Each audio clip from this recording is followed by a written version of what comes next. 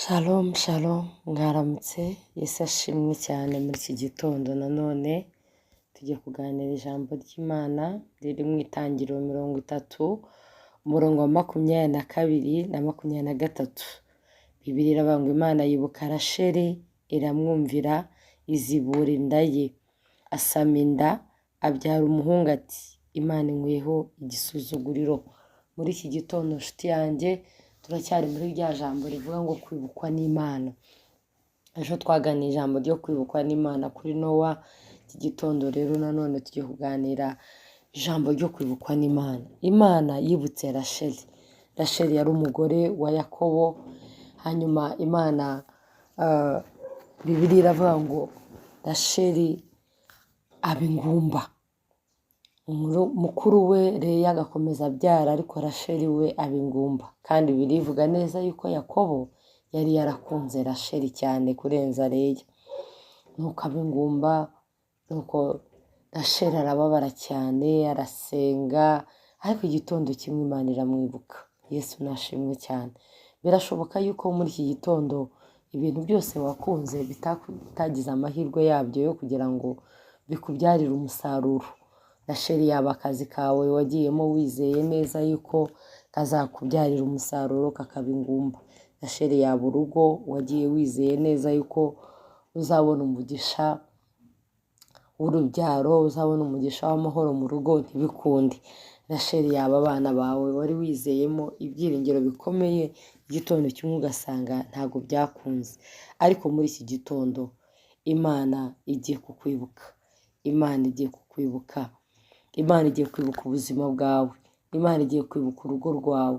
Imana igiye kwibuka imibereho yawe. Imana igiye kukwibuka mu kazi ukora. Imana igiye kukwibuka. Haleluya. Uwiteka yibuka Rasheli. Haleluya. Iramwumvira azibura inda ye. Ibyawe byasibamye, ibyawe byafunzwe, Imana igiye kubizibura. Imana igiye kubifungura. Mu izina rya Yesu Kristo, Uwiteka agiye kugukuraho igitutsi. Amagambo abantu bakuvuze, amagambo abantu bakwise, bitutsi. Imana igiye kugukuraho urubwa. Imana igiye kugukuraho igitutsi cyose cyari ku buzima bwawe. Igiye gukuraho igitutsi ku bana bawe. Igiye gukuraho igitutsi ku rugo rwawe. Igiye gukuraho igitutsi ku rushako rwawe. Imana igiye kukwibuka. Imana igiye kugutabara. Asama inda abyara umuhungu ati Imana inkweho igitutsi. Imana iguhe Yosefu wawe. Imana igukingurira imiryango. Igiye kukwibuka iguhe Yosefu, kandi izagukuraho igitutsi mu buzima bwawe bwose. Akira kwibukwa n'Imana. Akira kwibukwa n'Imana. Imana ikumvire. Imana iguhe icyo wayisabye imyaka myinshi. Imana isibure amasoko y'umugisha wawe. Imana ifungure ibyawe byari bifunze. Ubugumba burarangiye. Imibereho yawe igiye kuvamo ubugumba. Imikorere yawe igiye kuvamo ubugumba. Imisengere yawe igiye kuvamo ubugumba.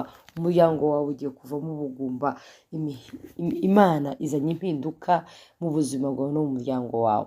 Yesu rero akugirire neza. Reka dusenge. Mana ndagushimiye yuko twibutse nkuko wibutse Rasheli. Uwiteka Nyiringabo, uri Imana igiriye neza mwene data, uri Imana idutabaye, uri Imana itwibutse, uri Imana idukuyeho igitutsi, uri Imana itumaze umubabaro. Mu izina rya Yesu Kristo urakoze Mwami ko wumvise gusenga kwacu muri iki gitondo.